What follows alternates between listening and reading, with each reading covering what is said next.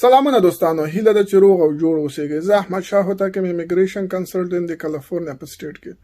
دغه ویډیو خصوصا د هغو افغانانو لپاره ده کوم چې امریکا ته په 2021 کال کې د تخلیل له لارې راوړل شوي دي. هغه افغانان چې په 2021 کال کې د تخلیل له لارې راوړل شوي دي، هغوی ته د امریکا 2 کلنه موقتي اقامه ورکړل شوې ده.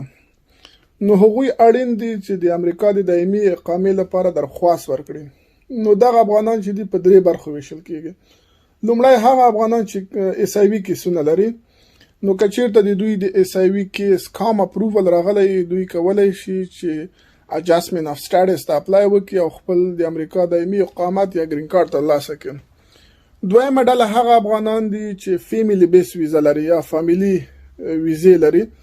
د مثال په ډول لکه مور خپل زوی ته اپلای کړی یا خاوند خپل ښځې ته اپلای کړی. نو که چیرته هغوی دلته را رسېدلي، اوس کولی شي چې ګرین کارت اپلیکیشن لپاره درخواست وکړي او خپل ګرین کارت ترلاسه کړي.